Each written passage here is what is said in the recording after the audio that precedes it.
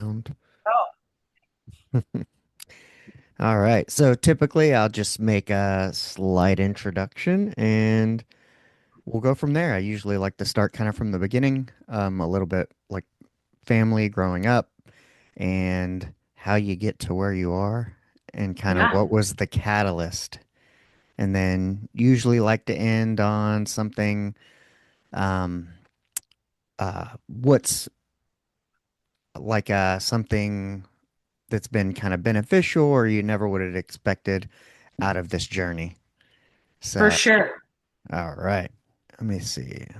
No, we don't want the note taker.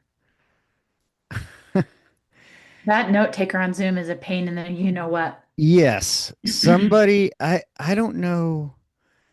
I interviewed somebody and they had me install it or I think and I thought it was just for that meeting and then Mm, of course every time after it. every time. Yep. Yeah, and then I can't like get it off. I'm like, and I've tried. I try to like disable it and all kinds of stuff. It's bananas, you know? It is AI, banana. Yes. AI, AI. All Yep. right, here we go. Let go. Asteroid of fear.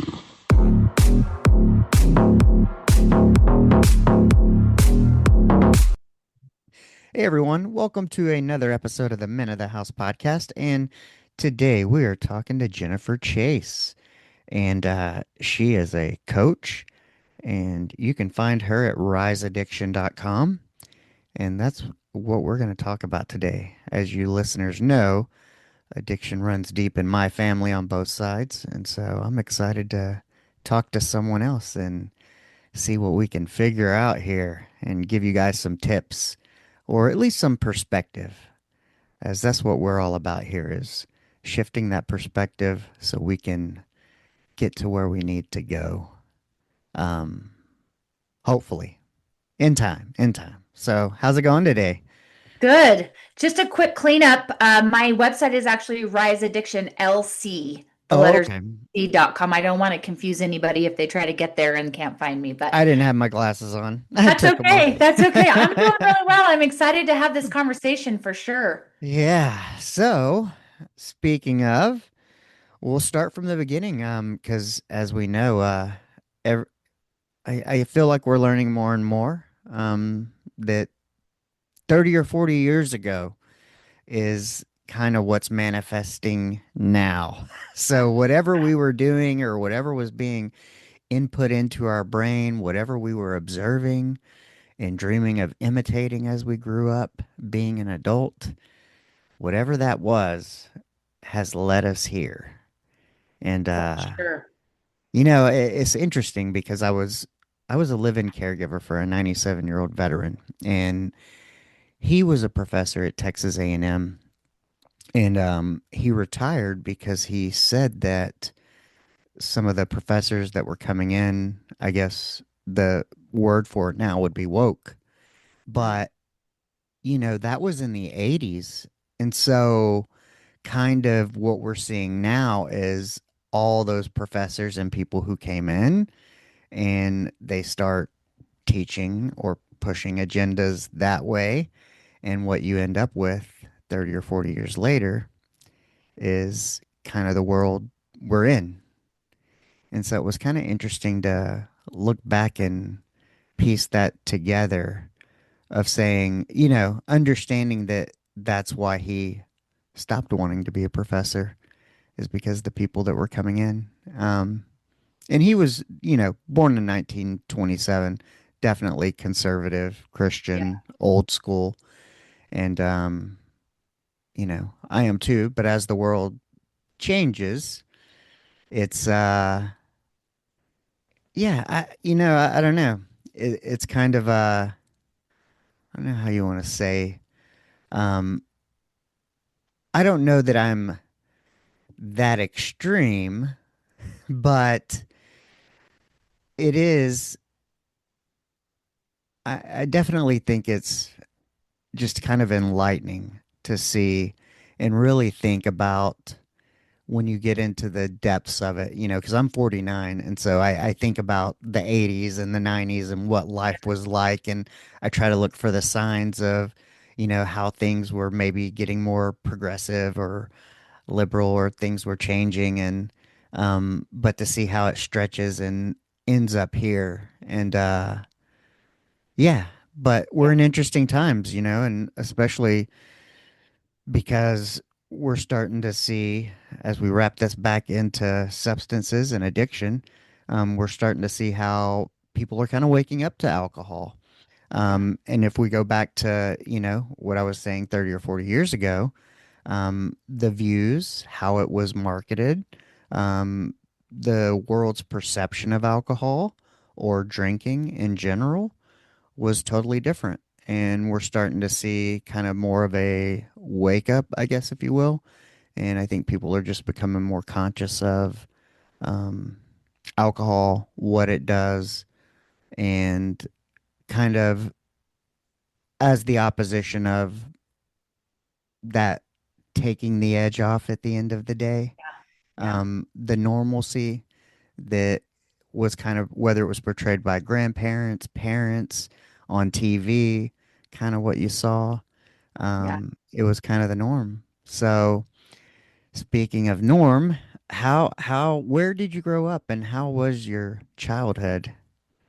So that's a great question. I was actually born in London, England. My dad worked for a company named Boise Cascade, and so we moved quite literally about every 2 years for the better part of my life. So I've lived in all different places.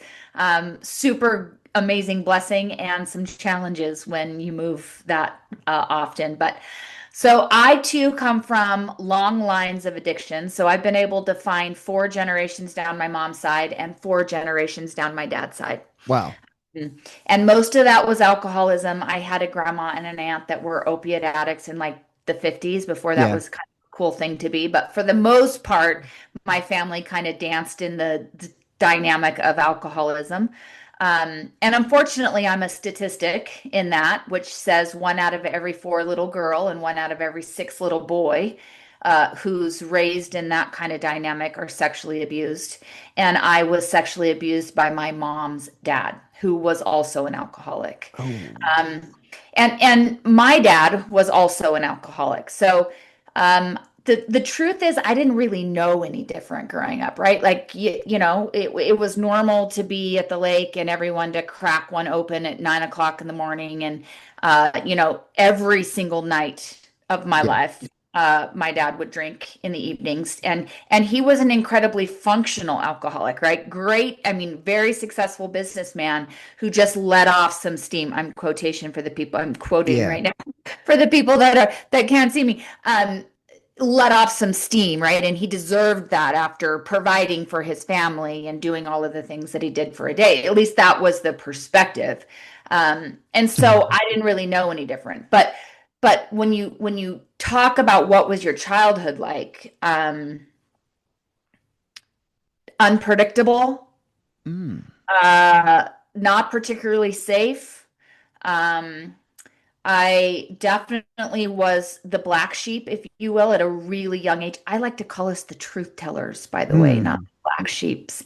But I was the one that was like saying, "What is going on here? This isn't normal," from a very, very, very young age. Um, I remember at the age of 4 asking my mom why I felt this way inside. Wow. What Um, did she say? she said, "Well, that's just normal. Everybody feels that way." Mm. The age of 4 was the first time that I barricaded or isolated. For those of us that are addicts, understand the word isolation. The age of 4 is the first time that I barricaded myself in my bedroom with like all my stuffed animals and record players and stuff that I could accumulate from my bedroom up against my door so the outside world could not get in. Mm. Um, when I reflect on it, it's like I felt like everybody had a manual to do life. Like, if you get a flat tire, Hmm. page 35, if your heart gets broken, 172, if you get mad at your mom, page 35, whatever. And when I was born, they were like, sorry, kid, you're going to have to do this one on your own. What did you you talked about being molested by your father's dad. Mother's dad. Mother's Yep. dad was Yep. were was the family always around and close in proximity as you were growing up with the moving and whatnot? Well, see, this is the interesting thing about the sexual abuse in my family. So, my grandfather was a twin, Uh-huh. and they both abused children. So, you have to assume that there was probably some abuse that happened when they were growing up. So, the grooming process in my home was generational, right? So, I would Do have, you think they groomed unconsciously? oh, well, that's an interesting question. You I know, by don't, behavior. I mean, maybe once they're aware and they know that they're doing it, but if it's done to you, then maybe you subconsciously pick that up. And because yeah, you talked about it being generational, of it's like if you were an outsider looking in, it's easier to spot the oddity. But if yeah. everybody's odd in the same way, it's, I liken it a little bit to the way that I tried to get people to do what I want when I was an addict, right? You can yeah. call it manipulation or you can call it whatever. Like, I need you to do this in order for me to be able to keep this status quo of Hmm. being an addict, right? And so I liken it a little bit to that. So they were probably abused. I don't know before that. I haven't done any kind of investigation on that. My mom was abused, so her generation was abused. And then us. So I have a sister who doesn't feel like she was abused, and then I have a cousin who was 9 years older than me that was definitely abused. So the problem was like, Mom, I love you if you're listening, but um, like they would let us take baths with him, right? Because Oh, that's what they knew, right? That so you speak yeah. about generational pieces. Like she says, I just didn't know. It was just normal. It It's was just modeled. it sent, it seemed to be. Um, and so that's how this thing survived generationally was kind of that grooming. Man, that is, Yeah. I, well, I would say logically, given my education, I probably know that this goes on, but I've never talked to anyone in real life that that set of circumstances where it's almost within the family. It seems like Yeah. something I would see on Investigation Discovery at It was 10 p.m. the fabric of my family. I mean, Man, not only was it in it, but it was like the fabric, and everybody kept the secret. So my mom's pretty certain that her mom knew what was going on all along. My right? mom tells stories of like she'd wake up in the morning and her next door neighbors will have moved in the Oh, middle of the night. Um, I have some other family members that were of the same generation as my grandfather that I know knew, right? It was like the fabric of who we were was this secret that was going on in my family. It's pretty, yeah. I mean, It's awful. well, and I come from a Latin family, and we don't talk about much. And my uncle in the 90s passed away from AIDS from IV drug use because he had moved to Germany and married somebody there. And, in the 70s, got addicted to heroin. And, but to see somebody who was 6 foot something, 200 and something pounds go to something small, a shell of himself. But it was kind of like I knew, but like nobody talked about it. It was completely silent. And then I think I asked once and they were like, yes, that's what it is. But, too, in the 90s, it was so much more taboo as well because um, it was more, people, whether it was IV drug use or homosexuality, you know, and Yeah, things were just different in the 90s and what was talked about and what wasn't. And I can tell you in a Latino family, it definitely never was talked about. And, I don't know. I mean, yes, there's shame and different types of things around it, but then nobody else gets the yeah. benefit of learning Well, and or I think that understanding the that's truth. Yeah, I think that's why my family tried to mute the truth teller in me, if you will, right? Because there is a lot of consequences to this little girl that just starts saying something's going on, something's wrong, right? It's important for this family to keep rolling the way that it's been rolling generationally to make sure that she stays quiet. Now, Um, how did you fare in school given this kind of situation? So I would assume you either did really poorly or did really well to mask it all up. Yeah, I did well. I was on the good side of it, but interestingly enough, I still like acted out. So I remember when I was in the fifth grade, I painted with eyeshadow a black eye on my eye, and I went to school and I said my dad had hit me. And this is the thing about my dad. Yes, he was an alcoholic, but he was my guy, right? Like my dad Yeah. and I were a tremendous amount alike. I knew if there was one person on this planet that loved me, it was him. Like he was my guy. And yet I went to school and said that I had hit me, that somebody had hit me, he had hit me. And really, I look back at that now in reflection and I'm like, what were you doing? And the truth is, I was trying to get any other adult to get down on my level and say, sweet baby girl, what's going on at your house? Because from the outside, my home looked amazing. Like everybody, we had, my parents weren't good spouses to one another, but they were great parents in the sense that we were very involved, all these extracurricular activities. My dad and my mom were prominent people in society, like all the things, right? We had the money, we had the whatever. And so I was just trying to get somebody to understand that how it looked from the outside was not how it felt from the inside. Um, but instead, they just, every time called my mom and said, come get the crazy one.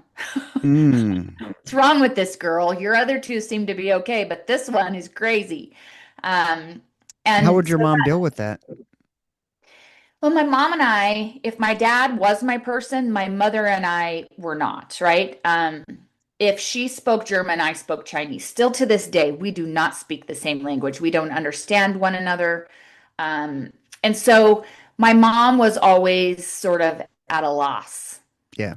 Um, and she'll report today that she knew something was wrong, but she couldn't really get my dad on board to figure out what it was. Like he didn't really want to participate. And I think she knew if I was going to do that work, my dad had to be involved because he was really the only one that I like connected with. Yeah. Um, so she just didn't know what to do with me. I mean, and I think that that's where a lot of my shame came from was just this like basically my hands are I just don't even know what to do with this child. Um, and which just perpetuated the idea inside of me that I was the problem.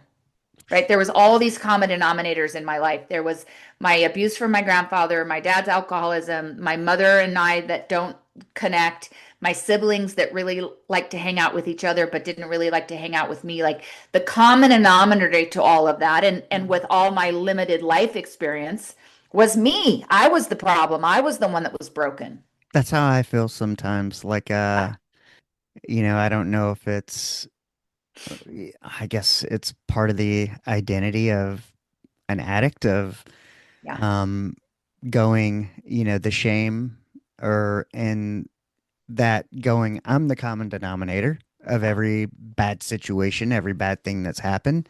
And, for me, it always leads to the place of, well, if I remove myself, be it through suicidal ideation or walking away, whatever it is, um, then the group would be better off, Yeah. you know?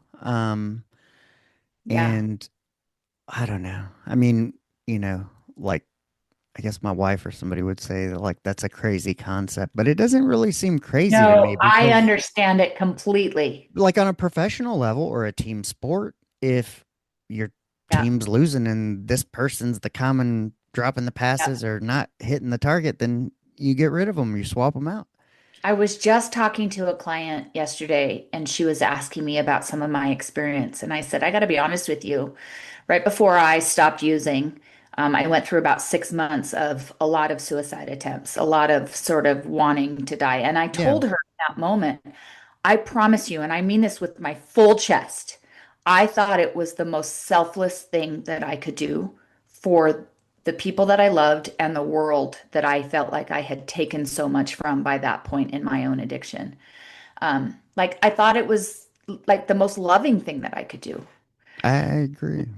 And so I 100%, this is the other thing. I've talked to a lot of addicts. I worked with a lot of addicts. For 7 years, I worked kind of in the treatment field. And so have had the blessing of, being able to pick some of those folks' brains. And this is the thing. I've never met one addict, and this includes me, um, and we'll get to some other family members that I have Hmm. that are addicts. We all feel like a square peg in a round hole. Every single one of us. Um, and that's where shame exudes from, right? That's where the beginning of this thing is usually in our family units. So our original nuclear family, we have felt like a square peg in a round hole. Yeah. And Almost in the world too. yep, yep, yep, Like I don't know, uh I can remember kind of like being in school of like where I felt like I got along with everybody, where some people are kind of particular people, or we're not going to hang around these people, they're scrubs, and I was kind of always like um for everybody in a way. yeah, Which, I but I never could understand the other people like, you yeah, know, yeah. but also I mean, I still feel that way a lot of times as you go out into the world of, I mean, especially as of lately, I I go, I don't know, maybe I feel like I feel too much, Yes. like you Yeah. absorb the world, and Yep. the world is just The other so characteristic. mean and Yep. hateful, and it Yep. just kind of brings you down, and you kind of have this feeling of you you feel like a little kid amongst adults fighting, and you're like, can't we just all get along? Yeah. Well, And and meanwhile, you you go feel back like to you're the, being ignored and you're off destroying yourself because the adults won't stop fighting. yeah.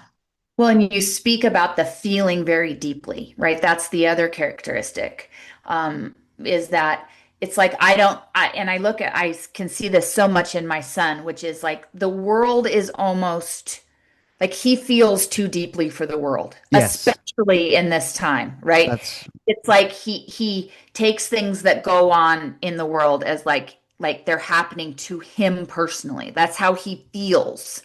Um, and substance became the solution to that, right? So substance, and I say this out loud to anybody that's listening. If you have a listener out there that's like, I've got this child that's an addict and I cannot figure them out.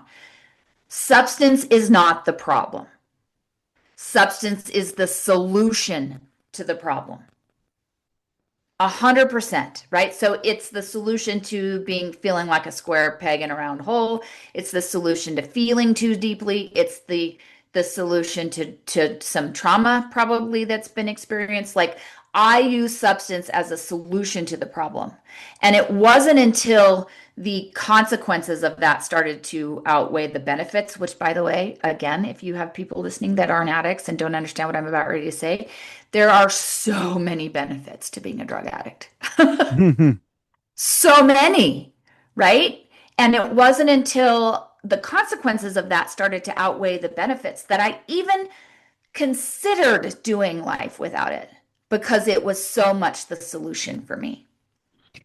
yeah. I feel like I heard this podcast where there was a addiction specialist talking about um he had said something, but it was, when you said it was the solution, it reminded me of that, in that he was saying something that, well, even if somebody was, let's say, using opiates, but they really have ADD, Yeah. it's providing something. It's giving them something of that root cause. It's providing a solution, but Yep. you still haven't dug down and figured out Yep. that, hey, it's ADHD or it's that. But whatever this substance is, gives the right amount of Yep. focus or Yep. whatever it It is. stops the noise, Yeah. right? We have a lot of ADD folks that use substance to just quiet this. because they don't have any other coping skills or know of any other coping skills to do it. And this is the thing about us. Um, we know how to fix it quick, right? Mm. A lot of us are like, I'm not going to wait 90 days for some pill to work because I know how to fix it in the moment, right? In that sort of moment of I mean that you gotta fix it right now, Yeah. right? And that's the thing. So I'm a quote girl. I love quotes. My higher power speaks to me in quotes. And sometimes I'll hear a quote and it won't mean anything. And the next time I'll hear it and it will penetrate my soul. Wow. Um, and the one that is so, like my number one quote is by a man named Joseph Campbell. And the quote is, "The cave I fear to enter holds the treasure I seek." And it is so reflective to me about my own disease because the treasure that I was reflecting or that I desired was like peace and serenity and worth and value and self-love and all those things, right? But I never had enough courage to go inside of the cave to get it. I just used substance as this quasi, you know, attempt to find the treasure. And when I got sober, it was like, oh, if we're going to stay sober, then we got to go inside of the cave because substance was the only coping mechanism I ever had, right? It was with like when life was good, I got high. When it was bad, I got high. When I was anxious, I got high. Like it was the only thing I knew how to do to cope with life. And to go inside of my cave to find this treasure, I was going to have to learn some more coping skills and I was going to have to go inside and, pull up a chair and learn some lessons and heal from the sexual abuse and heal from my dad being an alcoholic and there's some the whole reason I became an opiate addict in the first place was when I was 29 I had a brain tumor. Um, and when they removed it, it was benign, but it was hemorrhaging, and they caused massive nerve damage in my head, which led me to chronic pain. And I had had to say goodbye to my children as though I wasn't going to wake up from that surgery. And the fact is, they didn't know if I was going to wake up from that surgery. And so some of those experiences that I had, and then I became an addict in 2003, back in the days of wild overprescription, wildly Well, overprescribed. let's take one step back. When did you first try substances and what was the first one? So the first one I ever tried was alcohol. But maybe the most important thing about me was I was not going to do it like these yay holes before me. Yeah. Now, was Right? it in high school or was it at home with So parents? I drank my first time when I was a freshman in high school. Um, if you can even imagine, my first time I got drunk on Kahlua of all things. Hmm. The most I still to this day have never well, I don't drink anymore, Yeah. but um so when I was 15, 14, 15, when I was a freshman in high school, but I was always hyper aware about alcohol because I was never going to be an alcoholic. So even in high school, when I was around people that were drinking, like if there needed to be a designated driver or if somebody needed to watch for cops or whatever it was, like I was your girl because I didn't want to drink. I just wanted to belong, right? I Right. just wanted to fit in. And so I would do it occasionally under those, and I would overdrink. There were times where I clearly overdrank, but I was very, very aware of it. Um, and then I drank a lot more in college and would even say that I had a binge drinking concern. But again, hyper aware, right? So I Right. was like, well, alcoholics drink 6 or 7 nights a week, and I'm only drinking blackout drink for 3 or 4 days. So Well, not we're only that, it's college. I mean, right. it's It's kind of college. what you're supposed to Right. do. Yep. And then I came home from college and met my husband, and we had our kids, and there was very little to no substance in my home. In fact, I tell this story. I was so sure that I had sort of breaking the chains of this thing and the generation curse that was going on in my family that I called both of my parents one night and just told them that I had more courage in my pinky finger than they had in their whole body. Mm. Can you imagine that call? Um, and then it was a Friday night in January 3rd, 2003. And I had a headache, and I had had headaches my whole life. I had probably up to that point had 20 scans over the years. And so we went to the hospital. They gave me a shot. I came home. My husband took the kids to our friend's house because it was the college football championship. Mm-hmm. And the phone rang. It woke me up. Got up to let the dog out. And when I stood up, I was like, oh, something doesn't feel right. So he left the kids with the friends and came and got me. And we went back to the hospital and they scanned me. And they came back and they said, Jennifer, I don't know. This is big and it's bleeding.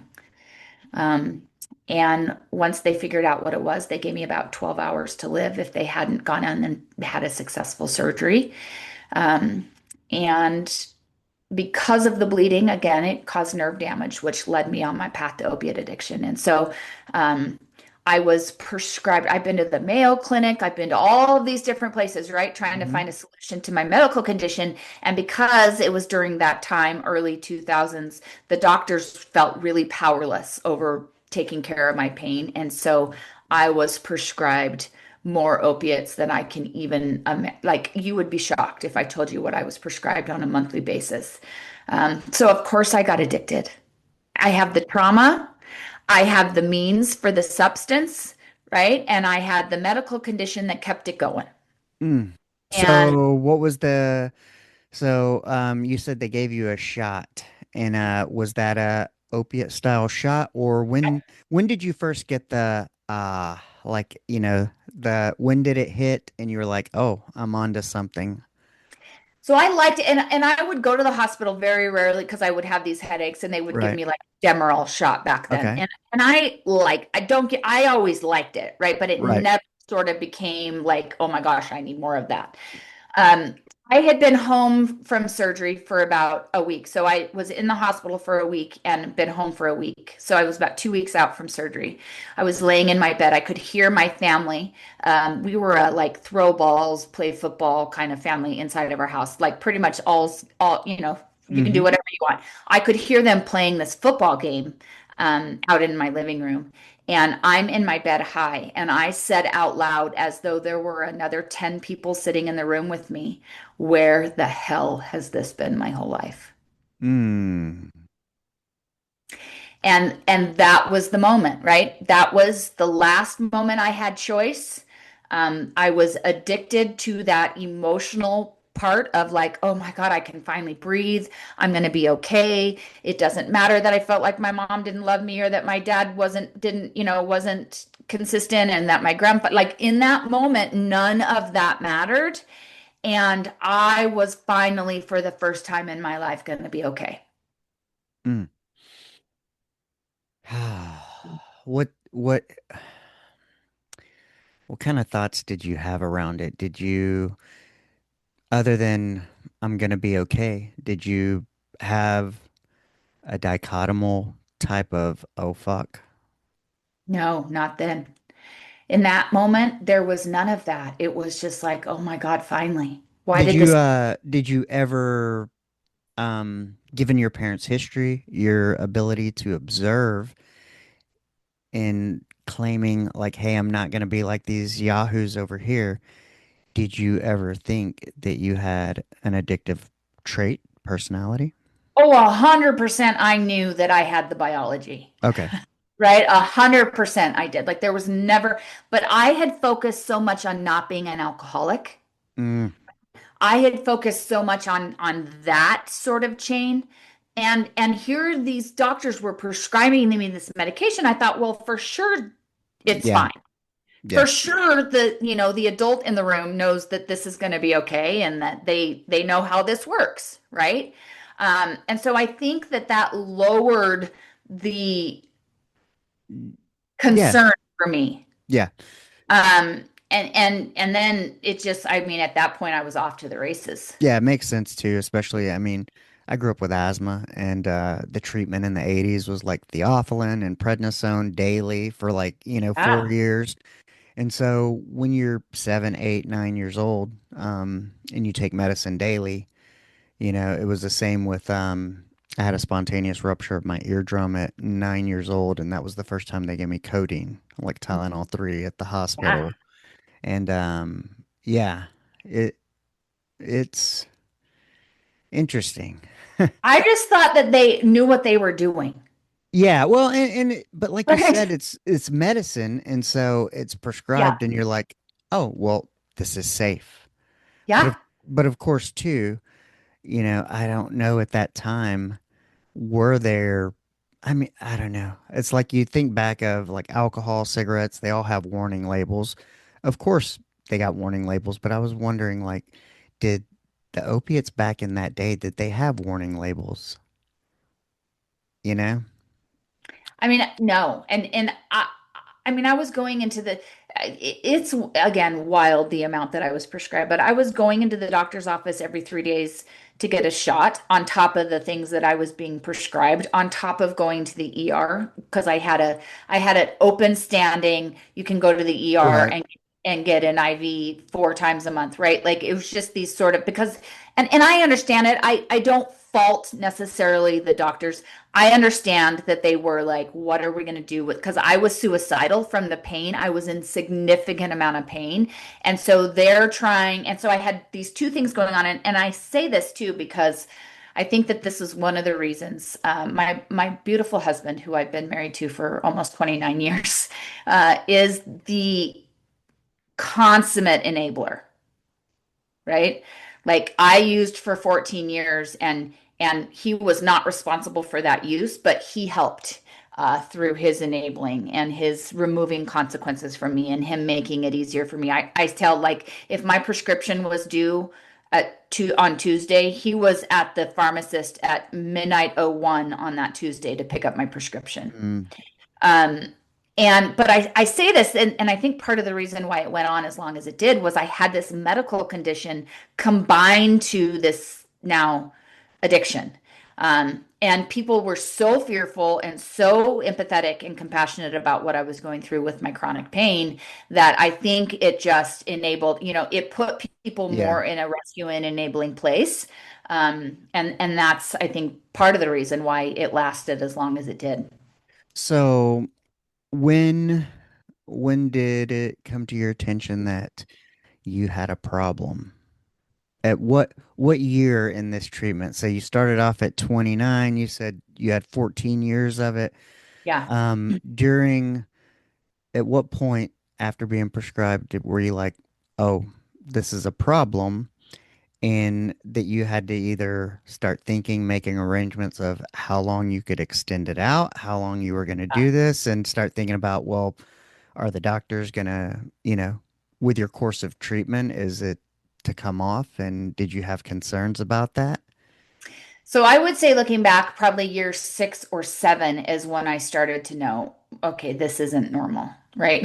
Mm-hmm. Like I'm having to like steal from Peter to pay Paul when we're talking about my medications based on like when it was going to be Right. prescribed, what I would have left. Like I was starting to have to do a lot of figuring out about how it all works. I was starting, there was more arguments happening with family now, right? My nuclear family was concerned. My husband, there were more fights around my husband. Like I knew around year 6 or 7. Now I wasn't even close. Like the consequences were still not outweighing the benefits, not even close.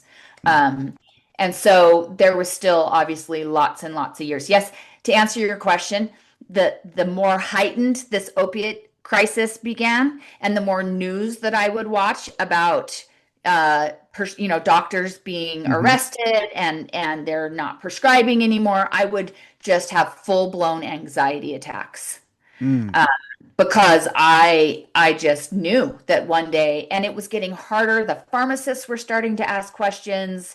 The prescription, like it was getting a little more complicated.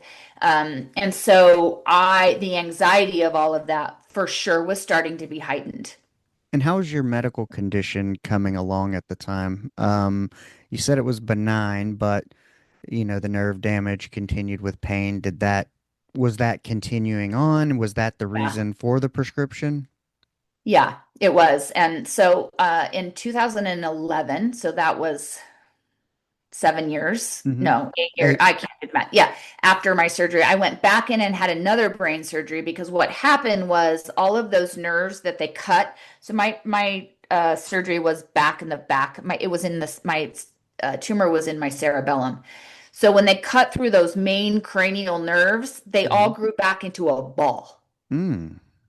And so in 2011, I went back in for another surgery for them to kind of cut all of those nerves in the back of my head, thinking that that will help. It helped a little bit, but not certainly. I still have chronic pain. I knew the day that I was going to get sober that I was going to have chronic pain, and that was going to be something that I was going to have to live with. But yes, that is why they just kept prescribing. Yeah, I spent 6 years in a level one trauma center, and medical's kind of my background. And so it's interesting because, we would have people and they would have kind of the plans, like you said, um, come in once a month or Hmm. 4 times a month and, Yeah. standing orders and stuff like that. And yeah, but my time in the ER was 2009 to 2015, I think, or Mhm. 2008. And, um, but you weren't seeing, you didn't see a lot of for headaches, but maybe for like broken bones and stuff Yeah. like that. Yeah. But we had what they were called like 33s. And if they would come in like requesting pain medication and they would have like a care plan that they couldn't have any. I remember this one time this guy came in like backboarded, needed a shot of morphine or Dilaudid or something. He couldn't walk, he couldn't anything. And they were like, oh no, you got a care plan, Yeah. no pain medication for you. He jumped up off the backboard and walked out. I was like, holy cow. But yeah, some interesting I stuff. and I gotta be honest, like I've got some trauma in and around the emergency room. Hmm. Um, and I understand that those people, it's their job to keep people safe, but I also know that I was treated like a third world citizen Yeah. Yeah. sometimes going into a facility like that. It's not lost on me. So I'm deathly allergic to bees, and there's been a couple of times since I've been sober that I've had to go back to the emergency room. Even I've been back to the emergency room for headaches where they give me a different sort of cocktail of medications that Right. doesn't pain medicine. I'm treated like a completely different human being. And so, it wasn't great. It wasn't great being an addict by any stretch of the imagination. Um, but again, the benefits were outweighing the consequences of this thing, and they did for a long time. Yeah. Well, and the crazy thing is, you know, kind of like you said, is it it changes the way you're treated, but the fact of the matter is like you said, you're still going to have pain, Yep. especially, given what you had and um, you Well, know, and both things were true. I was addicted to opiates, that's true, but I was also in chronic pain. Also true, right? So when I would go to the hospital and they thought I was faking my pain to get pain meds, that was incorrect. But I also I mean it the whole experience, and I understand from a medical standpoint, but I do feel like as a whole, the medical community has to take some responsibility for those of us that got into the situation that we got into, right? The end of the day, when I put my head down on my pillow, I'm the one that deals with the consequences, but I wasn't the only one in this game. yeah. And not Um, only that though, it's I was in management and it's 15 to 20 minutes per patient kind of a thing and it's given your situation, it's like the time is the issue, that we don't have enough time to treat people to listen to all the factors and the story of what makes you kind of a unique, complex patient and to figure yeah, out how to really address it because it requires multiple tools and different yeah, approaches. And like you said, you weren't the only one responsible. I mean, yeah, the medical community as a whole, whether they were being financially incentivized or however they were being incentivized to do it, they still did it, you know? yeah, yeah, Somebody a lot of people benefited from it, or else they wouldn't have been doing it, yeah, you yeah. know? And so, yeah, they have to take that kind of responsibility. And, they've launched all these suits and whatever for damages, but they have to, that's one side of it. Now you have a patient like you who still requires treatment, still has to go to the ER and use these services. Now that side of it has to change along with this other side, Yeah. because like you said, it was both parties. And, Yeah. this behavior, this thing, it's going to follow people throughout the entire healthcare system. I did primary care, and had an urgent care, but we had ortho and cardiology and everybody come visit. So not just the ER, because somebody like yourself, you're Yeah. going to see all the specialties and it's Yeah. going to follow you throughout. And so they definitely need to, uh, if lawsuits and compensation were the thing that they're doing on this side, they need to figure out what they need to do on the Yeah. medical side for the patients. Yeah. The system's broken, no doubt. Yeah, But that's why I haven't gone back. yeah, but the truth is, I have some gratitude for all of it because if I hadn't gone through every single step of that, I'm not sure I'd be here with you today. I'm not sure that I would have the life that I have today. And so, I'm not, I'm one that it's like, yeah, I hope at the end of the day that everybody can kind of learn from the experience, but I certainly don't hold any resentment for it because I'm pretty grateful at this point that's helped me get where I am today. So, what did it look like? So we kind of covered you. What did it look like for the people around you, your nuclear family, and how did it impact them? And yeah, Well, it wasn't good. Let me just say that. it never is. So when I got sick, my kids were 2 and 5. And when I got sober, my kids were 18 and 21. So the majority, the significant, bulk of their childhood, I was in active addiction. I would say my daughter tells a story that when she was in high school, she remembers saying to her friend, I don't think my mom's in pain. I think my mom's a drug addict. Like it was the first time that she sort of started delineating between, I think we're beyond this chronic pain thing. And that's what I was talking to you about earlier. I think there was a lot of empathy and compassion for what I was going through medically that people just kind of went along with the behaviors or the circumstances. Um, Again, my husband was a great enabler. And so he just held all of the plates up in the air, right? He took care of the kids.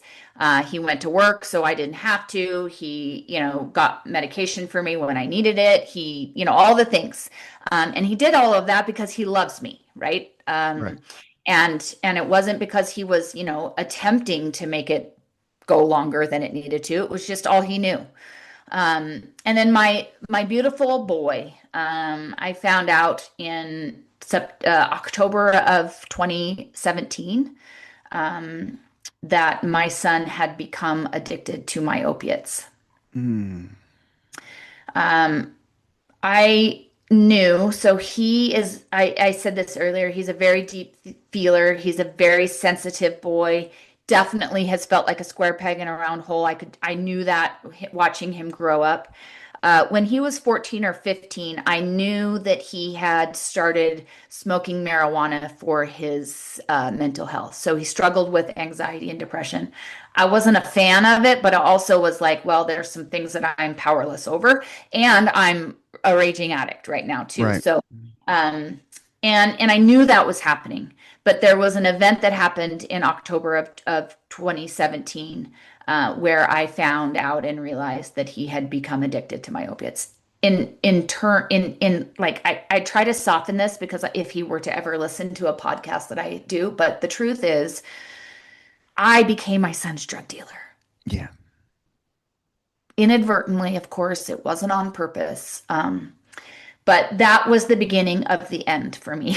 That was the beginning of me trying to find a way out of this. And I shared with you earlier that I had shared with a client that there were months that I tried to complete suicide, and that was during that period of time where I just thought that if I could just die, that my family, my husband would be free to love again, my daughter would heal, my son would heal, like all of these people that I adored more than anything in the world would be set free from the impact of my addiction.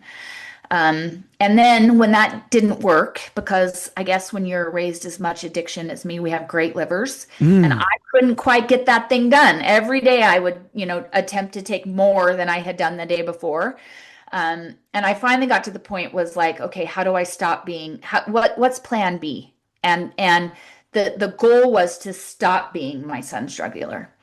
Um, so my son graduated from high school May 27th, 2017, and I checked myself into a facility on May 28th, 2017. Um, how how did that conversation go with the family? And had you made your son aware that you knew he was Oh addicted? yeah, he knew. Yep, he Okay. knew that we knew. We kind of banished him to his room to sort of detox off of them. I became obsessed about like I would count my pills every day, or we would put him in a safe, and he would get them out of the safe. Like it was just the insanity of what was going on, right? Right. So yes, he knew. The way that it went, it was the day after he graduated from high school. It was during Memorial Day weekend. He and all of his friends and my daughter were all and her friends were all out at the fire pit on at our house, and my husband and I were inside. And I said, "It's time to go." I knew the day before Hmm. that I was going to do it, but I didn't tell anybody because I had said I'm going to quit a million times. And Right. so I knew that my words meant nothing. So I knew the night before that I was going to quit. And so the next day, it was around 5 o'clock in the evening, and I looked at my husband and I said, "Let's go." Um, and the whole goal that I had in that moment was not to be abstinent. Like I didn't even consider recovery, right? Like I just wanted to learn how to not be my son's drug dealer. I wanted to get fewer drugs in the house. I wanted to lower my tolerance. I wanted to use like a gentle lady, right? I Hmm. didn't want to go in there without I didn't want to come out without my solution to life. Um, but then what transpired when I was in treatment just kind of changed everything. And what I realized after being there for 28 days was the only way to save my son was to save myself. Now, um, do do people ever go into treatment with the idea of, like you said, coming out with your solutions still intact? I don't know. I did. I Like as a tolerance, like to lower tolerance. Most people go to quit. I don't think Yeah, I've not ever heard me. anybody go, I'm just going to like lower my Nope. tolerance. Nope. I wanted to detox off of it so that I could spend 28 days there. I wouldn't need so much coming out. Uh-huh. I would get so many out of, I mean, it was wild, the thought process that I had going in. But again, it speaks to the fact that this was the solution to all of it for me. I was so afraid of going in this proverbial cave and dealing with the abuse and dealing with the shame and dealing with the relationships, the ones with the relationship with my mom. By Right. that time, my dad had already passed of alcoholism in 2015. So that wasn't one, but I was going to have to deal with this relationship with my mom and my siblings, and I was going to have to figure out how to deal with my husband, right? Like I didn't want to do that without my solution. And so I swear on all things holy, I walked into that into that place with the idea we're just going to lessen the damage here. And what changed your mind? Was it a particular sharing session, something, a prayer, a moment alone? What was it that changed your mind of like, I'm going from tolerance break to uh the only way to fix my son is to fix myself. So I don't know if you've ever heard the saying of the opposite of addiction is connection. But that is ultimately what changed my whole life. There was a group, I was in a group of about 20 people, and I would say there was five of us there that I felt like I had known my entire life. Like they understood my shame. They understood this addiction. They understood my struggles, and I didn't even have to communicate it or articulate it And you because they didn't were feel like, judged about it. yeah. And it was the first time outside of telling my husband that I had told anybody that I had been sexually abused other than my mother when she told me I was a liar. And I started to realize in there, I remember this so clearly. It was a night we were done with a meeting, and I said, "Can I just say this out loud?" I said, I was sexually abused, and I was walking to my room that night. There was a woman that came up to me, bawling, sobbing, weeping, and she said, "Jennifer, I was raped when I was 16, and you're the first person I ever told." And in that moment, I realized it's like, oh, we all have a story. We all use substance as a solution to something, right? People ask me, what's the kind of, do you think like marijuana is the gateway drug to heavier substance? I think trauma is the gateway drug Yeah. to substance. And when I started to realize that, it was like, oh, the shame lessened a little bit. The shame lessened a little bit. And I was like, oh, I'm not broken. This happened to me, right? I never took responsibility for what they did to me. Like I was never like, oh, I must have been the problem in that, right? I could always see fault, but I could never untangle it. Well, they say And it's not your fault, but it's your responsibility. it is my responsibility. But I never some people that are abused or look at it and it's like, oh, well, I shouldn't have done this or I was this way and so they abused me. I was never like that. Like I could always see like you were the animal in this deal, not me. Right. Um, but I realized it's like, oh, trauma is what got us here. um, and trauma can be anything to anyone, right? Yeah. And in that moment is when I realized that I need, in order to save my son, I've got to save me. And and his trauma led him to substance. And I had to model what getting out of this thing looked like. I had modeled what being a drug addict looked like his most of his whole life, right? And now it was time for me to do something hard and model what getting out of this thing looked like. Oh, yeah, that's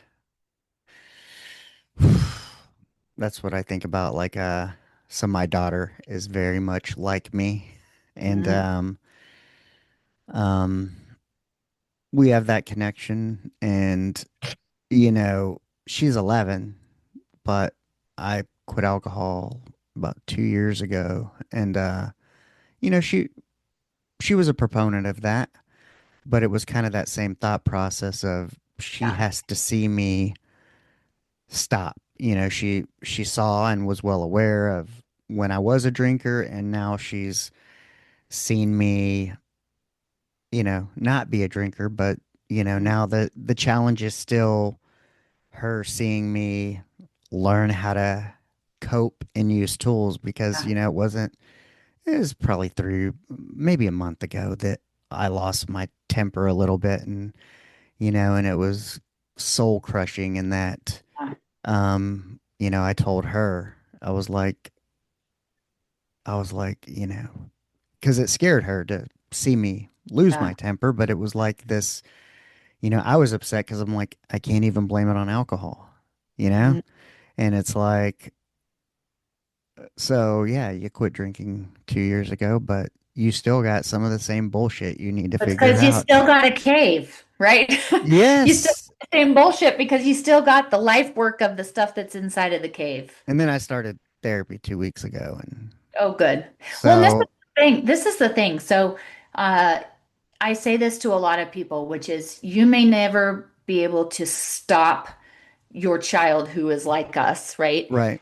And you can, it's like watching a train wreck. You can see it coming, right? And you may not even be able to stop them from using substance, but they will know how to get out of it when they're done, right? Mhm. And this is exact. My son used for another 3 years after I got sober.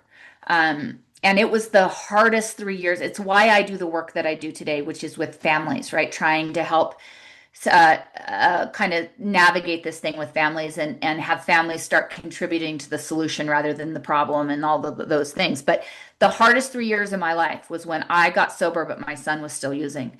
And every day I would just get up and I would say, okay, we're just going to model because one day we're going to plant seeds. And one day I just know that he's going to say, Mama, I need your help. I need your help because I've seen you do this. I know you know what to do. Mhm. And one day I was at work and my husband called me and I was with a client and I didn't answer. I don't know if you have in your family, but if somebody calls Yeah. twice, you pick up the phone. And the phone rang again, and I picked it up, and he said, "You need to come home." And I was like, "Well, I can't. I'm with a client." And he said, "Now," and hung up the phone. And I came home and walked in, and my son was sitting in my entryway in the corner. And he looked up at me and he said, "Mom, I'm done. I need your help." Mm. And I said, "Well, here's some numbers, here's some places, here's some states that they're in. You got to do this, right? Mama's not going to do this for you. You got to do this." And it was in the middle of COVID, and he decided to go somewhere in Utah. And we drove him down there. And as we're walking up to the facility, again, it was during COVID, so we weren't going to be able to go in. And he's put his arm around me and he said, "I need you to know if you hadn't gotten sober, we wouldn't be here." Mm. And I tell people that story because if at any point during those 3 years when he told me that he preferred me as an effing drug addict, or he hated me, or I'm the one that ruined his life, at any point that I had been like, "I don't even know why I'm doing this, I'm just going to go get high," it would have it would have eliminated that moment. I did all the hard things when I didn't want to, and I didn't feel like it was making any progress, and I didn't feel like it was helping him. I just moved forward and did the things for hope that we were going to have that day. Um, how, oh man, like uh, well, ugh. Tell me what you're thinking. While I hope I never have to Yeah, experience that, I can, I, I feel it because my yeah, daughter is so much like me, and part of the last 2 years of, choosing not to go back to corporate, quitting alcohol, starting a podcast, doing all this stuff is that attempt to go, because my daughter was the one that suggested I start a podcast when I was mm, reapplying to go back to corporate. And she's like, do you really want 2 a.m. phone calls anymore? And blah, blah, blah. And it was like, so you're doing this to model something different because she's seen you model all your bullshit all the other years. yep, And, but I still struggle going in the cave and all that kind of stuff. And it's like, when you said all those years you did the hard thing, kind of not knowing, unknowing if it's making a difference, but knowing that if that day arrived, it would be because of that. And knowing that you modeling that was the only way he was going to fix himself or to even have the courage to do so. And, I'm in that stage of, I'm in the years, the 3 year period. I mean, my 11-year-old's not addicted to drugs or anything, right, but, right, figuratively speaking, of, I know how she is mood and yeah, mentally, hmm, and very much like me in that when she is of age or a teenager, I don't want her reaching for solutions. yeah, And so yeah, I'm in that stage of going, because she recommended the podcast, I go, well, our kids don't always listen, but they see, they observe what we do. And so what I do is more important than what she's going to hear on the podcast, but this will always be here for when she gets ready to yeah, listen. yeah. And so Well, and this is the thing. how did you stick through it, the tough times, and not give in to say, fuck it, I'm gonna go get high, Yeah. or Oh, did any suicidal ideation creep back in? That whole like, fuck, I did all this and I'm sober now, and now my son, and if I yeah, weren't around, if I hadn't done this, because I know there's got to be some shame with, if I had never fucking done this, then this wouldn't be happen. Um, yeah, yeah. tell me about that. So I have had suicidal ideation since I got sober, but all of it, and it's very fleeting, and it's Hmm. very like I've been sober for over 8 years, and it's probably happened 2 or 3 times, and it's always around pain. So it's always when I'm in significant pain, and I try all the things right now, Right. which are like meditation and journaling and exercise and the medications that I can use, and sometimes the pain gets still so debilitating and it's so defeating that sometimes I will slip into that, but never. around this kind of stuff. I don't know exactly.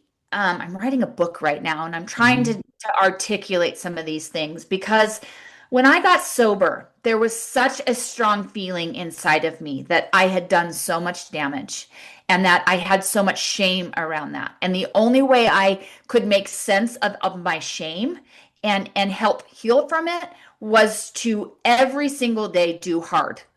Every single day to choose to do the opposite of what I had done before based on sort of um, weakness. Really, Yeah. I mean, I don't think addiction is weakness, but that's what it felt like for me in that moment, right? And so I would get up every day. Look, I've sat in counseling offices where my daughter read a letter to me, and I would start to say something, and the counselor looked at me and said, I need you to shut the fuck up right now. Mm. Right? And so I just sit there and listen. I've been through counseling sessions with my son. I went through this, and it's like there's something about experiencing that actually helps me resolve my shame because I'm sitting there doing hard, and they deserve me to do hard. They deserve me to do hard today, tomorrow, yesterday, right? What they experienced in their life for those 14 years, I can't go back and change. I can't change any of their experience, but I can promise them moving forward that I'm going to do hard. Mm. And that's one of the ways why I think our relationships have changed so much. I mean, wildly, my daughter and I are best friends, and that I don't even have I couldn't have even predicted that in any Well, circumstance. the other reason I've done and kind of like your term, choose to do hard is because, while my relationship with my parents is kind of okay now, I didn't talk to my dad for 10 years. And, I do not want my daughter to Yeah. have like when she's gonna need me most, maybe in her teens and 20s and all that. I don't want to have the relationship that me and my parents had when I was in my 20s, which was Yeah. fucking run away. Yeah. Well, and that's one of the coping skills, right? You got substance and you got running away. Do removing myself from anything hard. And so now the way that I model to both of them, because my daughter's not an addict, but she certainly Right. has consequences to growing up with a mom that's an addict, right? She's Right. got pretty severe abandonment issues. She's got some things. And so one of the ways that I model that is like, okay, like let's teach you coping skills that I didn't have, right? Yeah. That I'm learning that I can pass on. Sometimes that's by modeling, and sometimes that's by communicating if they're open to it. Um, but that's been the hardest part of, I mean, the hardest, not necessarily the mental hardest part. The mental hardest part is like still dealing with the shame and dealing with the Right. things inside of my cave. That will be forever my life work. But the hardest part about being sober outside of that is dealing with and not being defensive to how this thing manifests in their life from now until the end of time. Mm. My son is a recovering addict who struggles with some mental health, and he has chosen, and he gets to not be medicated. And so he, can do this, Yeah. not have a safety net underneath, and watching him come to the bottom and not save him and not take responsibility for it and not feel full of shame still is tremendously difficult for me.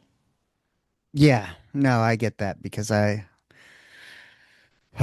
I mean, I there's have shame that he has my biology, yeah, no, right? I get it. I, I get it. You're like, why did I choose to procreate?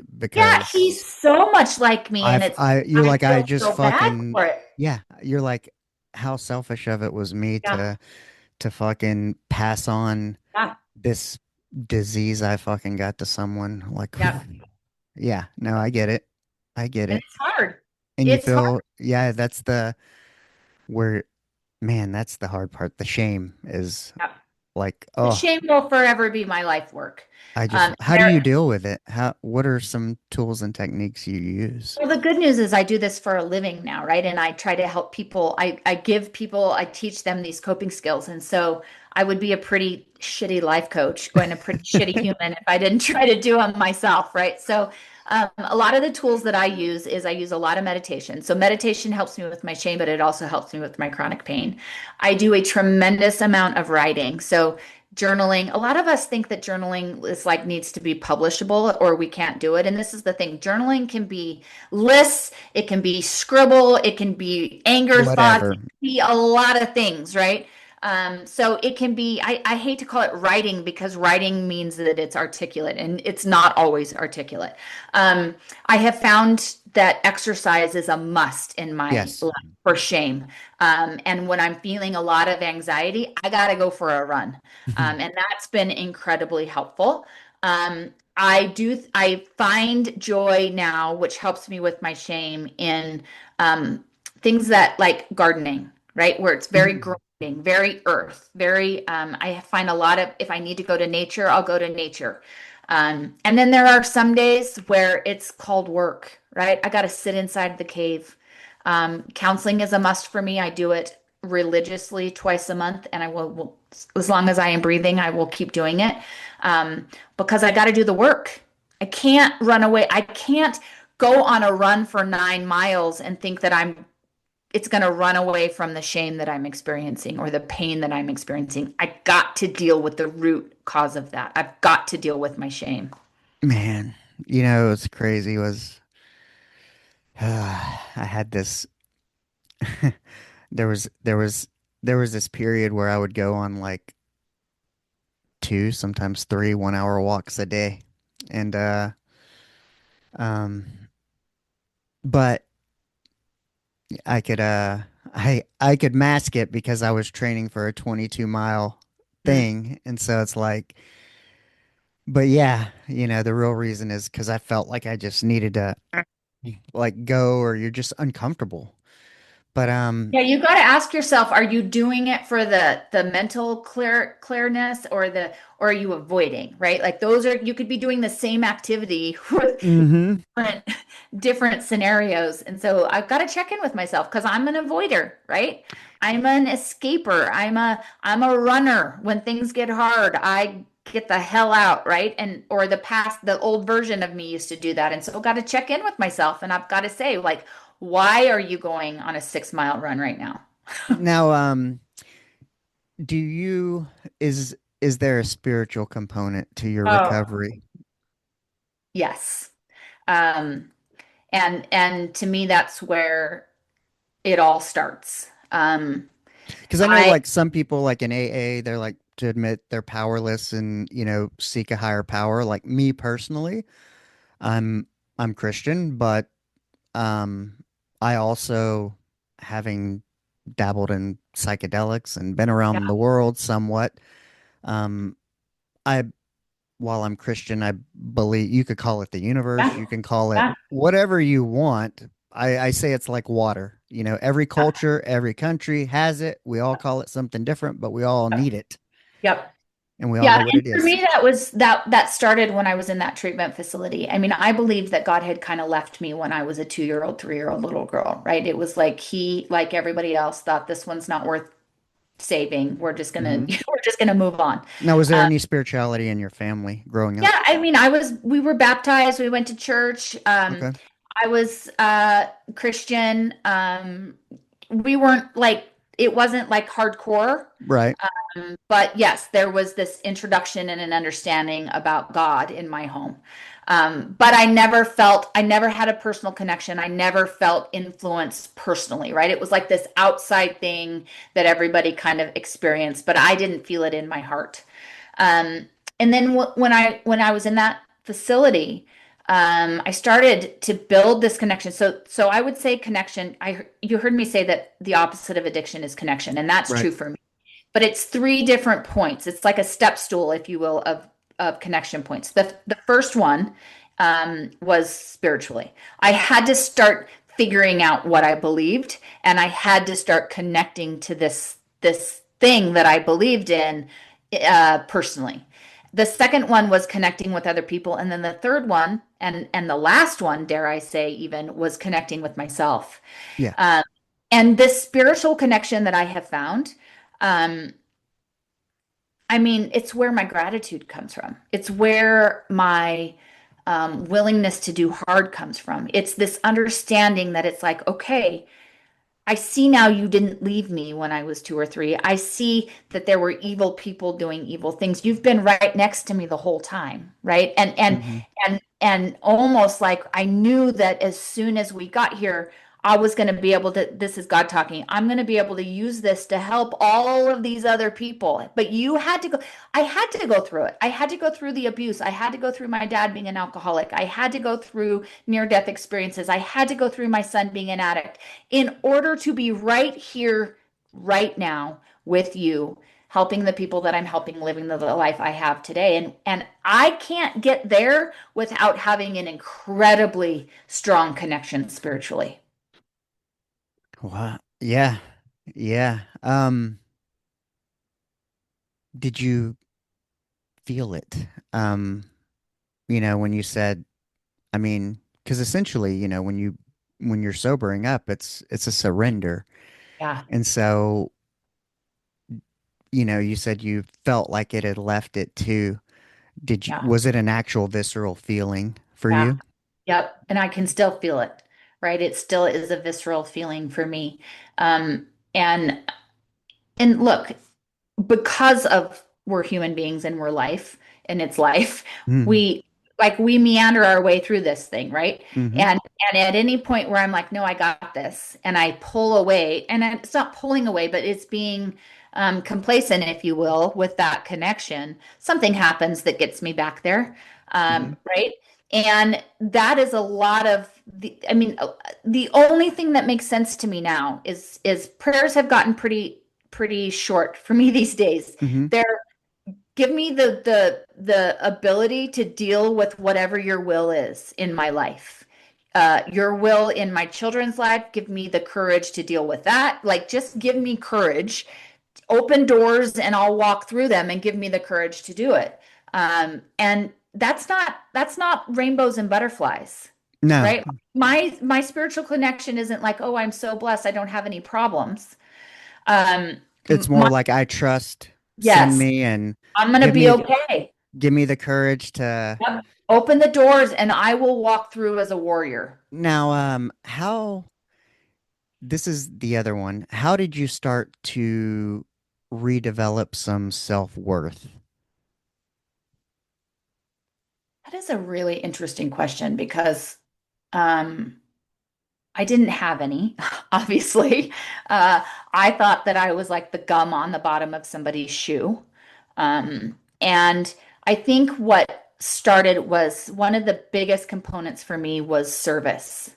And the more I would serve other people without getting needing or requiring something back, it's like, oh, maybe I am not such a piece of you know what on the bottom Hmm. of somebody's shoe. And that started the ball. And then this connection that you and I are talking about spiritually, it's like, oh, I'm not a piece of you know what. God walked me through. I had to go all through all of these things in order to be able to help people. And so if that's true, if God did that, then I'm not that's like I'm not the worst of the worst, right? I was just doing the legwork to get me here today. And all of those things started to change. And then I started professionally working with other addicts and alcoholics, which really helped. Like again, a service, I mean, I was getting paid, but it was still this like Yeah. use the things that had happened to me to help benefit somebody else. And I'm not going to blow smoke up anyone's rear end. There are Hmm. days where I wake up that I still feel like that gum on the bottom of somebody's shoe, right? That's the work. That's the cave work. Yeah. And it's my life work. And so it's not gone Well, that's what completely. makes you human. And Yeah. especially as a coach helping people is, you're subject to bad days Yep. too. Yep. Um, how did you how did you learn to trust yourself? Because I know like that's where I have a little bit of issue of sometimes is like you've made a bunch of undesirable choices and you're like, fuck, I don't know if I should trust myself. And so I can very much relate to you in sometimes like if I leave it up to me, I'll screw it all up. So God, you just tell me what you want me to do and I'll do it. Yeah. Because if you leave it to me, I'm bound to take us off a cliff for sure. Um, and so that creates kind of some self-trust issues. How did you kind of learn to create some self-trust with yourself again? And I think you just touched on it, which is I trusted more in my higher power than I trusted in myself, right? So what that looked like for me was a lot of prayer, a lot of meditation, and I'm one of those people that like my gut knows when when I feel strongly that I'm being led in one direction or the other, I feel it in my gut. And so I just started being like, well, I feel like this is what you want me to do, not what I want to do. Like my decisions are pretty shitty, if you Yeah. will. My past tells me I don't make great decisions. So I'm going to just try this, right? And even when it was wrong, at least I knew my intention was to do it right. Oh, yeah. Right? My intention was to be mindful It's about it. coming from pure heart. Yes. And so that gave me a little bit of like, well, we're not going to hit it. But this is the most important thing that I've learned. I say this little thing, and I started to actually say this before I got sober. And it's perfection is not required. And this is what I know. I know that in my life, again, even before I got sober, that I expect perfection from other people. Let me give you a little example of what I'm talking about. If somebody walks into your kitchen and they accidentally break a mug and it's full of coffee and you lose your mind because now this coffee is spilt all over your kitchen. They didn't mean to. The intention was for them not to do it, but they did it. Then I'm expecting them to be perfect. I'm mad because they're not perfect. They didn't mean to drop the cup. Right now, if they walked into my kitchen and they purposefully threw it down, then I'm going to be pissed and you're an asshole. Yeah. But if they just simply dropped it and I'm mad, I'm expecting perfection from them. Right. And then I started to realize that, oh, I expected perfection from other people because I expected it from myself. Like my version of the threshold to be liked, loved, seen, appreciated, valued was that I needed to be perfect. I And agree. that was the only way that I was going to be loved or seen or valued is if I was perfect. And so when I started to allow other people to not be perfect, I started to allow myself to not be perfect. And that helped me with my self-love. I knew like, okay, was the intention that you went in and smashed the mug? Or was the intention that you just accidentally dropped it? And I started to give myself some grace if I just accidentally dropped it. Yeah. How do And so I tell people every single day, perfection's not required. how do you control the self-talk around that? Well, I have a horrible critic inside of me. Horrible, horrible, horrible critic inside of me that can get really loud if I'm not careful, right? And so again, counseling helps, but when I start hearing the critic inside of me that's not helping, not helpful, a lot of times I do go for a run or I do start doing some journaling that helps with those. So I've got to, if substance was the only coping skill that I ever had, I've got to add like 10 coping skills to that one, right? Yeah. Oh, I I know. do. I know. I know. And And routine is so, big for me. If I miss yeah. my morning, like whether it's it's like reading, journaling, something positive, exercise. Um, and I thought about this. We went on vacation, and even when we're on vacation, I wake up before everybody, so I can still get my exercise and my journaling and stuff in. But, I thought maybe the reason I don't really enjoy vacation is because the lack of structure, routine, and because of my affliction. I almost need structure, routine, because when things are left, you Yes. know, too far That's out, why a then lot of people thrive in prison, yeah, right? And because for all your listeners out there, you can still get drugs in prison, right? It's yeah. not like it's a drug-free zone, but some people thrive in that because and my son said this. I'll never forget. My son was in treatment and he called me and he said, "I just had an epiphany today." And I was like, "Tell me about it." And he's like, "I need structure and I don't know how to create it for myself." Hmm. And I Yeah. was like, oh my gosh, right? And it's the whole idea of what you're talking about as addicts.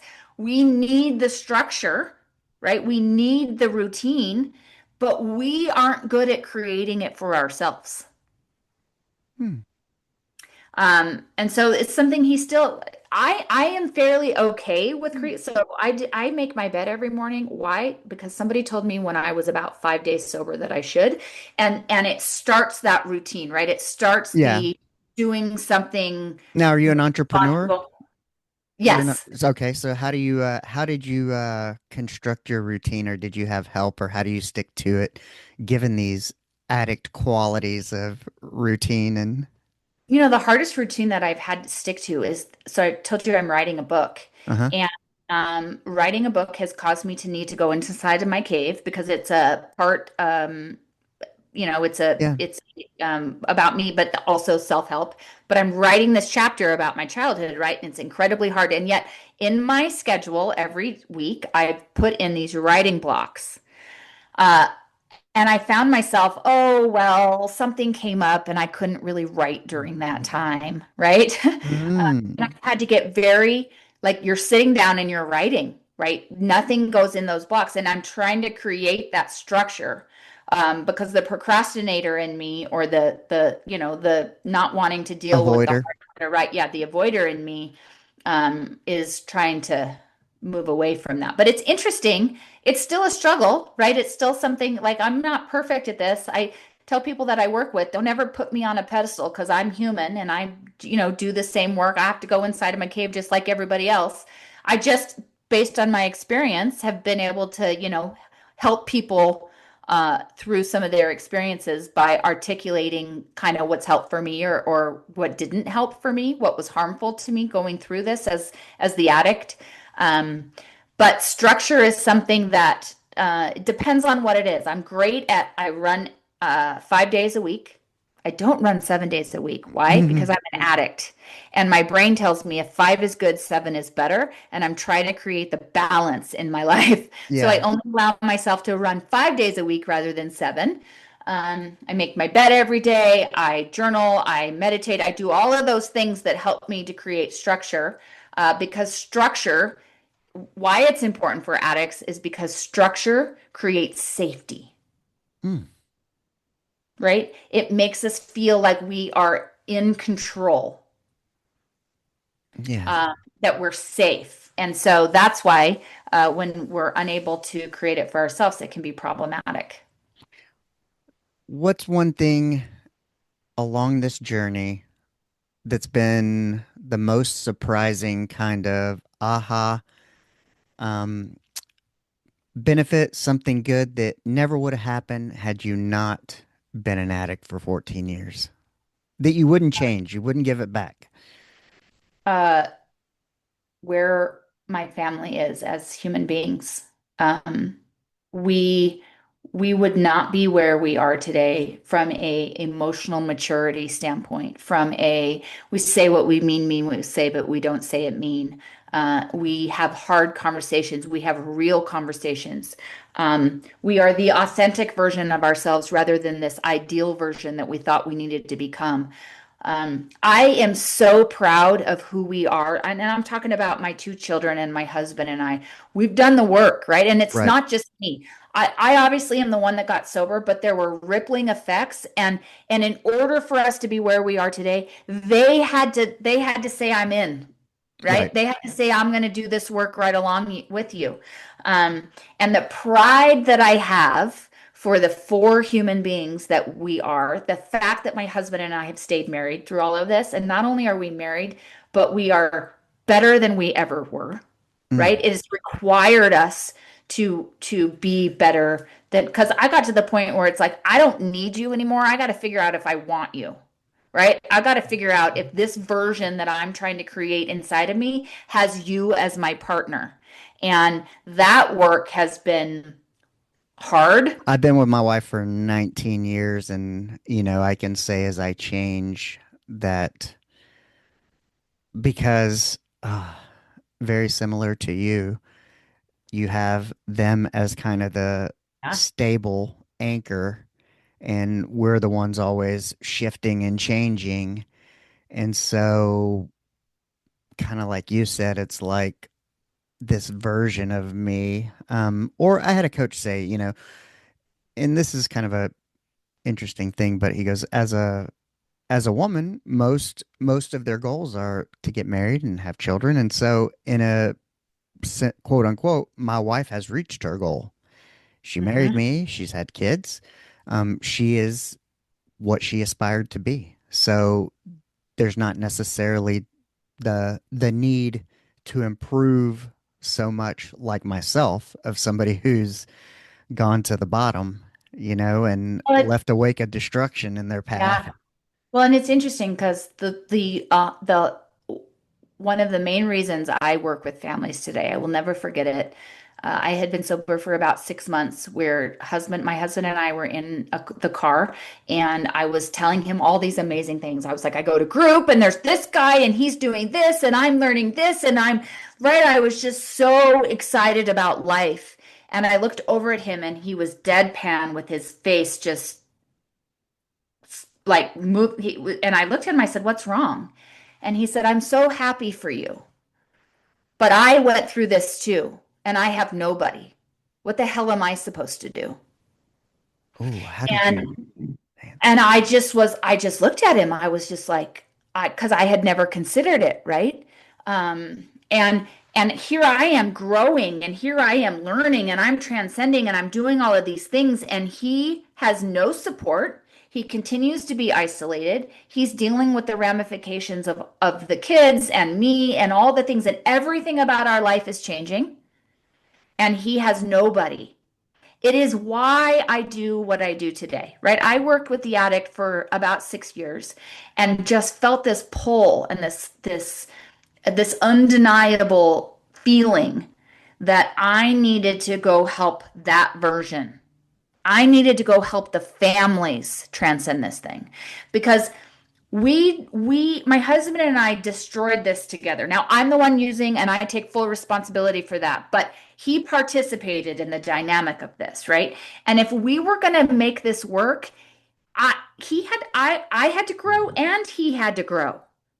But there was nobody helping sort of that family piece of it. And I can report we didn't grow at the same speed. And there were days in this thing where I was like, well, I'd either have to stay small or I'm going to outgrow him.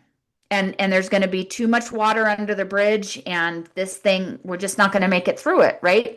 And I would do that, and then by the grace of God, here comes him, right? And he's growing and he's growing, and then it so it's not been at the same speed at all.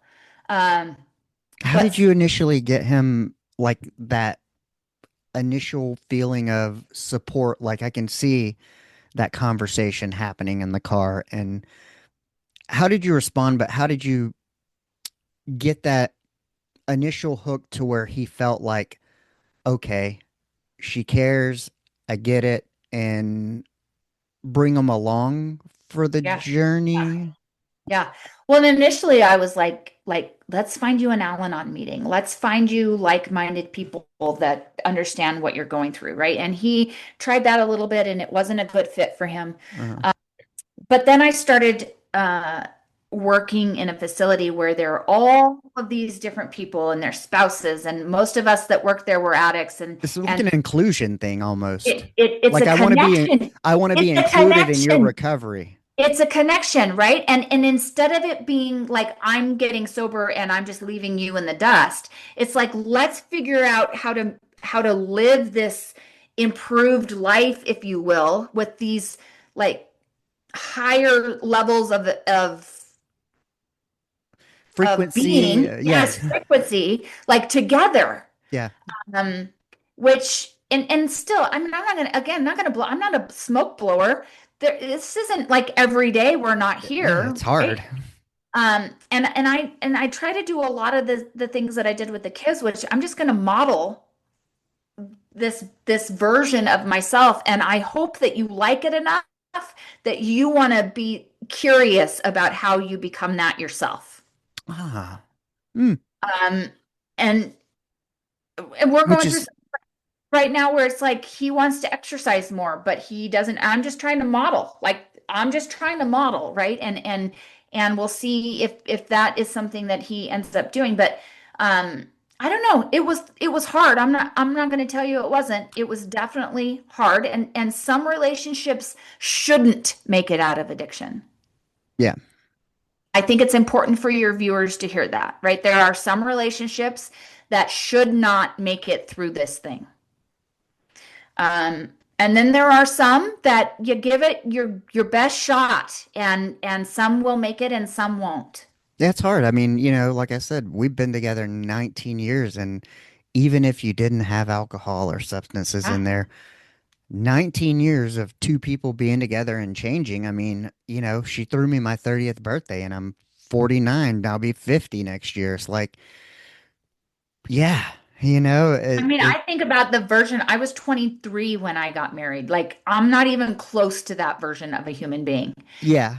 And Like so it's you're growing miraculous. and then you're trying to keep Yeah. it, without the gap getting too big. And, Yeah. and so that's what I always say is, you know, uh, especially if you're have the affliction we have, because I tell you what, it is so fucking easy to run away and say, just fuck it, call it quits. Yep. We don't have to do this. Yep. And so, to hear you say like, oh, 29 years, I mean, um, deciding to stick it through and do hard for that long, given all of that, and not just say, fuck it, I've had enough and run away or at least step away I'm a is pretty stubborn person. commendable.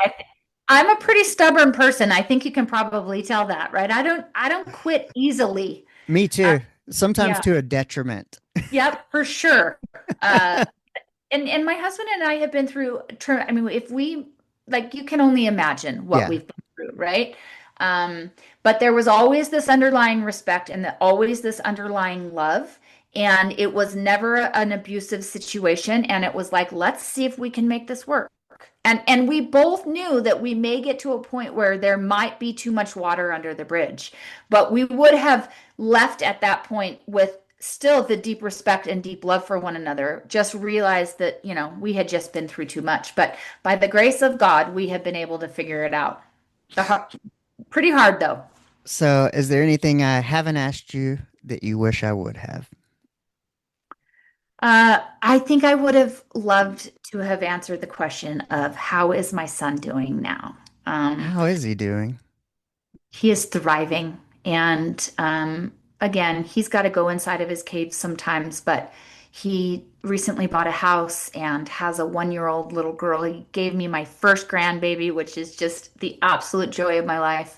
And watching that kid be a warrior and face his demons and his battles and not quitting has been one of the most rewarding experiences that I've walked through. Well, he's lucky because he's got you as a mom Thank you. modeling. And, I mean, I love my mom, but she doesn't have the same affliction that I have. And, she's always been the sober bystander of the people in her family. And, so yeah, I don't have that. And I'm an Yeah. only child. I don't have that connection support, if you will, from her. And Yeah. that's why I say, I mean, man, worth the weight in gold to have a mother who's not only understanding, not judgmental, but models the behavior. That's that's huge. So lucky him. And Thank you. but yeah, that's pretty much it. And man, that seems like a good place to wrap it up. And I appreciate you spending your time with me and going so deep on this. It was, It was great. yeah, man, such a great story, and you give me a lot to think about, because I'm 2 years in and still Yeah. working and still got a lot of work to do. But I absolutely love how you've brought the families in and you're focusing on that because we're addicts. We'll be fine. If not, we'll just, we'll expire and be fine. That's what we But do, I we've got to guess. heal. We've got to heal together, right? Because Yeah. lot of us, the trauma comes from this family system, and the family system is one of the reason why solution became the solution, or substance became the solution. So it's not enough for us to just get sober and to get back on this dance floor, if you will, with these people where the dynamic is still the same. So in order for us to heal, we've got to do one of two things. We've either got to not get back on this dance floor with these people, or we've got to, the whole dance floor has to heal. And my wish is that the whole dance floor heals, right? That we all learn our part in all of this. And so that this is the thing, we've suffered enough from addiction. Hmm. And it's not about the substance, and it never will be about the substance. It's about healing these traumas and the shame and the experiences that we experience on these dance floors. And so that's why I'm so passionate about it, because I deserve it as the addict, and the family deserves the peace as the bystanders. Man, 100%. I love it. Well, my call to action as we end every episode is go out and be the person that you would want to meet. And Mm, I'm certainly glad I got to meet you today. You've left me with quite a bit, and I'm very grateful. So thank thank you. you. Thank you. Awesome. Well, hope you have a great rest of your day, and I will send all the stuff over I when the love it. release is Thanks going to so come out. much. It was great. All right. Well, have a great Okay. rest of your day. Okay. Bye Bye-bye. bye. Let go. Asteroid of fear.